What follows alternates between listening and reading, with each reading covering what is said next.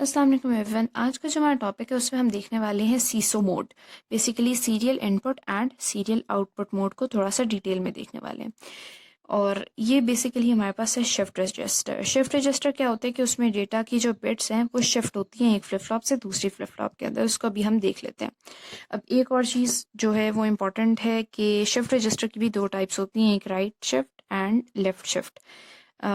वो मैं आपको ये एक्सप्लेन करके फिर समझाती हूँ कि राइट शिफ्ट और लेफ्ट शिफ्ट क्या होता है। तो सबसे पहले तो अगर हम इसका डिज़ाइन देखें तो यहाँ पे हमारे पास 4 फ्लिप फ्लॉप्स हैं। ठीक है, हर फ्लिप फ्लॉप को सेम क्लॉक सिग्नल जा रहा है। ठीक है, एक आपके पास आउटपुट है और एक ही आपके पास इनपुट है, basically serial input and serial output. Okay, अब जो है अगर आपके पास 4 बिट रजिस्टर है, लाइक 4 बिट रजिस्टर है आपके पास शिफ्ट रजिस्टर, तो यहाँ पे आपके पास ये रजिस्टर जो है ये 4 बिट डेटा के लिए काम करेगा। ठीक है, यानी हमने ये पिछले लेक्चर में देखा था कि अगर n बिट रजिस्टर है तो वो n बिट वैल्यूज को ही स्टोर कर सकेगा। ठीक है, क्योंकि एक फ्लिप फ्लॉप जो है वो 1 बिट के लिए रिस्पॉन्सिबल है। अब लेट्स से कि यहाँ पे हमारे पास जो डेटा है वो है लाइक 4 बिट डेटा है और है 1011। ठीक है, 1011 आपके पास इनपुट डेटा है। ठीक है, और अब आपने इसको कराना है स्टोर। अब हम देखेंगे ये वर्क कैसे करते हैं। यहाँ पे लिख देते हैं 1011।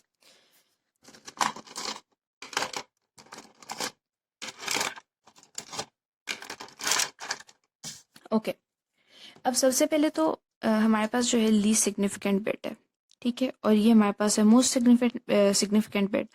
अब जो इनपुट होती है सबसे पहले वो इस तरीके से आता है कि लीस्ट सिग्निफिकेंट बिट सबसे पहले जाएगी, फिर नेक्स्ट बिट, फिर नेक्स्ट बिट एंड फिर मोस्ट सिग्निफिकेंट बिट। अब इसमें अगर देखें तो हमारे पास LSB जो है वो 1 है हमारी। ठीक है, तो यहाँ पे इनपुट में आपके पास आ गया 1। इनिशियली आप ये कह दें कि ये जो है रीसेटेड थी, आपका जो रजिस्टर रीसेट किया हुआ था, लाइक हर जगह इसकी वैल्यूज होती वो 0 थी इनिशियली। हर आउटपुट पे बेसिकली वैल्यूज 0 थी। आप कह लें QA, QB, QC, QD। ठीक है, ये QA, QB, QC and QD। QA भी 0, QB भी 0, QC भी 0, QD भी 0। अब नेक्स्ट स्टेज पे अब आपके पास, अच्छा एक और चीज़ कि ये positive edge triggered flip flop है।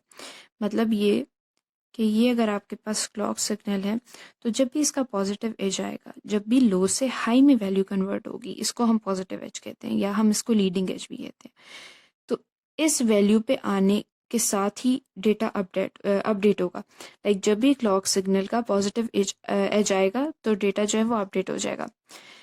अब इसमें ये है कि हमारे पास इस सर्किट के अंदर कोई लोड सिग्नल नहीं है, और लोड सिग्नल बेसिकली क्या होता है, हमारा कंट्रोल सिग्नल होता है जिससे हम कंट्रोल कर सकते हैं क्लॉक के अलावा भी कि हमने कितने टाइम के लिए अपने डेटा को रिटेन रखना है। ठीक है, उसकी वैल्यूज को चेंज करके। लेकिन फिलहाल अभी हम क्लॉक सिग्नल के साथ इसको देख रहे हैं।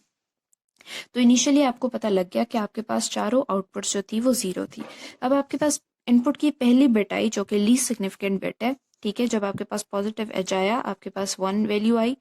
ठीक है, अब ये 1 वैल्यू जो है वो इसी पॉजिटिव एज के दौरान आपके पास यहाँ पे आ गई।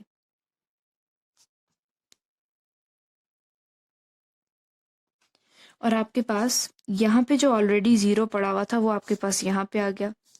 यहाँ पे जो 0 पड़ा हुआ था वो यहाँ पे आ गया। यहाँ पे जो 0 था वो आपके पास यहाँ पे आ गया। ठीक है, यानी कि जो आपके पास इनपुट था, बेसिकली पहला इनपुट आया आपके पास 1।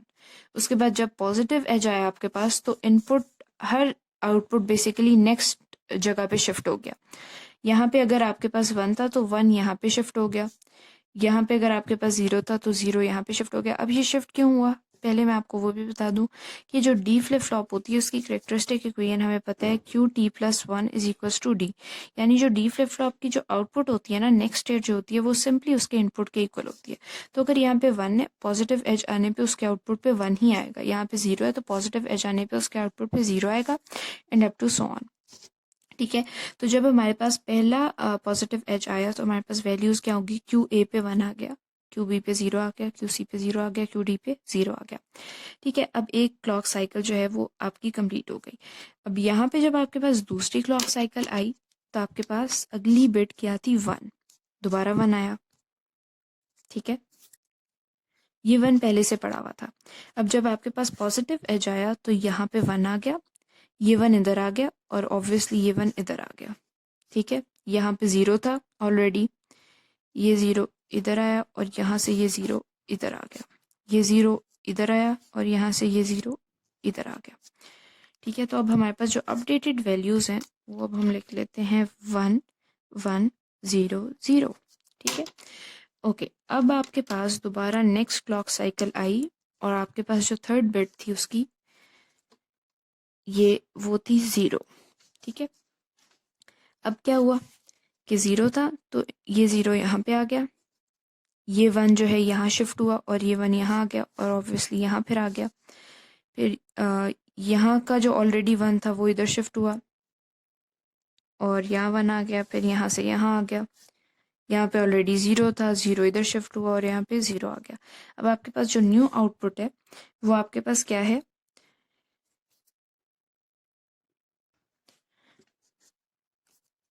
न्यू आउटपुट आपके पास आ गई 0 1 1 0। ठीक है, उसके बाद अब आपके पास जो लास्ट बिट थी वो थी 1, यहाँ पे आपके पास 1 आ गया। अब जब पॉजिटिव एज आया यहाँ पे वैल्यू अपडेट हुई और आ गया 1।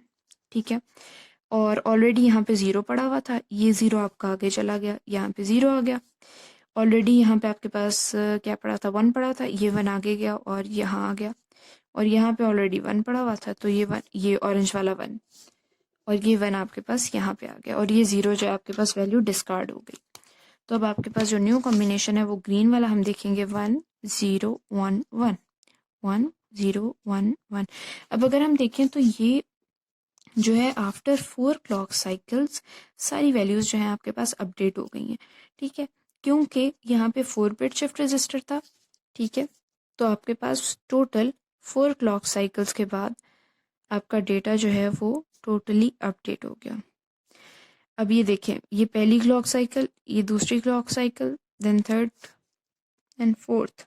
ठीक है, अब यहाँ पे अगर हम गौर करें तो ये आहिस्ता आहिस्ता वैल्यूज शिफ्ट हो रही हैं। यहाँ से 1 आया, पीछे से एक और 1 आया तो ये डबल 1 हो गए, ये 2 0 आगे शिफ्ट हो गए और यहाँ वाला 0 जो है वो डिस्कार्ड हो गया, डबल 1 हो गए, ये 0 हो गया, ये डबल 1 नीचे आ गए, पीछे से डेटा आया, नई बिट आई वो 0 के इक्वल थी, पिछली बिट आई डेटा की जो कि 0 के इक्वल थी, डबल 0 आपके आगे शिफ्ट हो गए, ये 0 भी आगे शिफ्ट हो गया और ये जो 0 था ये डिस्कार्ड हो गया। उसके बाद लास्ट बिट आपके पास यहाँ पे 1 थी, ये इधर 1 वाली बिट आई, ये उसके बाद सारा डेटा आपके पास ये तीनों बिट्स जो हैं वो आगे शिफ्ट हो गई और ये 0 जो है वो डिस्कार्ड हो गया। तो यहाँ पे हमने देखा कि 4 क्लॉक साइकिल्स के बाद आपका जो है वो अपडेट हो गया। लेट से आपके पास 8 बिट डेटा है तो यहाँ पे 8 फ्लिप फ्लॉप रिक्वायर्ड होंगे और 8 क्लॉक साइकिल्स के बाद आपका जो है वो अपडेट हो जाएगा। जो वैल्यूज़ हैं आपकी डेटा की वो वैल्यूज़ अपडेट हो जाएंगी। अब हम देखते हैं कि सीरियल इनपुट सीरियल आउटपुट तो हमने देख लिया।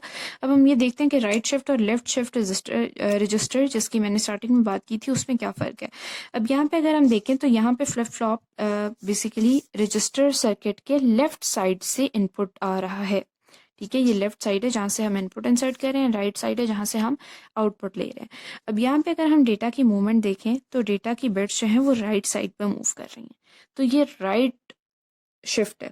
ठीक है, लाइक डेटा में अगर आप ऑब्जर्व करें तो राइट शिफ्ट हो रही है, बिट्स इधर को मूव कर रही है। यही अगर डेटा आप यही वैल्यूज अगर यहाँ से इंसर्ट कर देते तो ये लेफ्ट शिफ्ट होती। ठीक है, तो ये फ़र्क है राइट शिफ्ट और लेफ्ट शिफ्ट के अंदर। तो ओके, अब हम रजिस्टर्स में सीरियल इनपुट और पैरेलल आउटपुट मोड देख लेते हैं। अभी जैसा कि हमने सीरियल इनपुट और सीरियल आउटपुट मोड किया है तो इन दोनों में जो है वो कोई ख़ास फ़र्क नहीं है। ठीक है, ये दोनों मोर और लेस सेम है, लेकिन फ़र्क कहाँ है वो मैं अभी आपको बताती हूँ। सबसे पहले तो आप ये देखें कि दोनों में जो है वो सीरियल इनपुट है, यानी सीरियली इनपुट जा रहा है, लेकिन आउटपुट में फ़िलहाल फ़र्क है। लाइक यहाँ पे जो है वो आउटपुट भी सीरियली जा रहा है, सॉरी यहाँ पे आउटपुट भी सीरियली जा रहा है, लेकिन यहाँ पे अगर आप देखें तो यहाँ पे आपके पास जो है वो आउटपुट इन पैरेलल मैनर आ रहा है। ठीक है, यानी यहाँ पे आपके पास इस चीज़ का वेट नहीं किया जा रहा कि आउटपुट आहिस्ता आहिस्ता आहिस्ता आहिस्ता यहाँ से आएगा, यहीं से हर बिट आएगी। वो बिट जिस वक्त शिफ्ट होती है वो उसी वक्त बाहर आ जाती है एज एन आउटपुट। तो यहाँ पे सीरियली इनपुट आ रहा है और पैरेलल मैनर में आपके पास आउटपुट आ रहा है। अब वही अगर हम देखें कि अगर आपने डेटा इंसर्ट करना है, डेटा स्टोर करना है 1011, तो यहाँ पे सबसे पहले जब आपके पास 1 बिट थी, लाइन में लगी हुई थी ये सारा डेटा, ठीक है, यहाँ पे 1 बिट थी और क्लॉक का पॉजिटिव एज आया आपके पास। ये positive edge trigger flip flop इसलिए है क्योंकि यहाँ पे खाली ये ट्रायंगुलर साइन बना हुआ है। अगर यहाँ पे एक सर्कल भी बना होता है इसका मतलब ये था कि नेगेटिव एज ट्रिगर्ड है, तो यहाँ पे फिलहाल ये पॉजिटिव एज ट्रिगर्ड है। अब यहाँ पे जब आपके पास आया 1, जो लीस्ट सिग्निफिकेंट बिट है, उससे जो है वो डेटा इंसर्ट होना स्टार्ट होता है। तो 1 आया, तो जैसे ही पॉजिटिव एज आया सारी वैल्यूज अपडेट हो गई। यहाँ पे ऑलरेडी 0 था, यहाँ पे भी 0 था, यहाँ पे भी 0 था एंड यहाँ पे भी 0 था। अब यहाँ पे 1 हो गया, ये 0 जो है वो इधर शिफ्ट हो गया, ये 0 इधर शिफ्ट हो गया, ये 0 जो है वो इधर शिफ्ट हो गया, ठीक है। इस तरह हमने ऑलरेडी देखा था, लेकिन उसमें फ़र्क ये था कि उसके बाद नेक्स्ट पॉजिटिव एज पे आपके पास दोबारा 1 आया, यहाँ पे 1 आ गया, ठीक है। ये 1 जो है वो आपको ऑलरेडी इधर था, यहाँ चला गया, ये 0 आपके पास यहाँ आ गया, ये वाला 0 आपके पास यहाँ पे आ गया, ठीक है।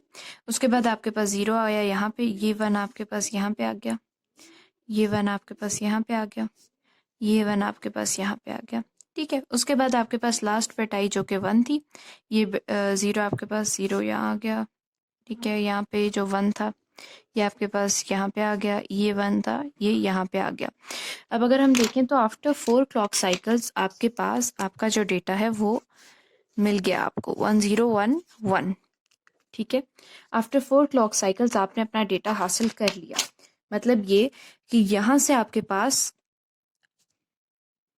अपना डेटा आउटपुट कराने की पोर्ट है अवेलेबल, ठीक है।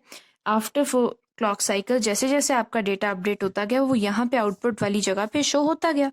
लेकिन जब हम सीरियल इनपुट सीरियल आउटपुट की बात देखते हैं ना, तो वो डायरेक्टली शो नहीं हो रहा होता, ठीक है। हमें पता है कि वो सीरियल आउटपुट है, तो इसका मतलब कि हमें और वेट करना पड़ेगा कि हमारा डेटा जो है वो हमें शो हो जाए। लाइक यहाँ पे अगर 4 क्लॉक साइकिल्स के बाद 1 0 1 1 अगर आपके पास स्टोर हो गया है, लेकिन वो आउटपुट में आने के लिए और टाइम लेगा। और टाइम किस तरह लेगा कि जब आपके पास ये यहाँ पे ऑलरेडी एक बिट आ गई है, उसके बाद नेक्स्ट पॉजिटिव एज आएगा, तब ये वाली बिट इधर शिफ्ट होगी, फिर ये बिट आएगी, फिर 0 इधर शिफ्ट होगा, यहाँ पे 0 आएगा, फिर 1 इधर शिफ्ट होगा और यहाँ पे 1 आएगा, आहिस्ता आहिस्ता, ठीक है। तो ये आपके पास जो है वो ज़्यादा टाइम लेता है और ये स्लो सर्किट है। और in comparison to SISO mode, जो आपके पास सीरियल इनपुट और पैरेलल आउटपुट मोड है, वो बेसिकली फास्टर है। फास्टर किस तरह ही मैंने आपको बताया कि 4 क्लॉक साइकिल्स लेगा अपनी 4 बिट्स को अपडेट करने के लिए, ठीक है। लेकिन ये अगली और 4 साइकिल्स नहीं लेगा कि वो इन सारी बिट्स को जो है एज एन आउटपुट शो करे। वो जैसे जैसे अपडेट हो रही हैं वैसे वैसे आपके पास आउटपुट में कॉम्बिनेशन शो हो रहे हैं। जब आपके पास 1011 शो हो गया, आप देख रहे हैं कि यहाँ पे आउटपुट के लिए भी जगह है, तो 1011 आफ्टर 4 क्लॉक साइकिल्स आपको शो हो गया। तो आज का हमारा टॉपिक इतना ही था। आई होप कि आप लोगों को वीडियो अच्छी लगी। अगर अच्छी लगी तो इसको लाइक करें और चैनल को सब्सक्राइब करें। Thank you.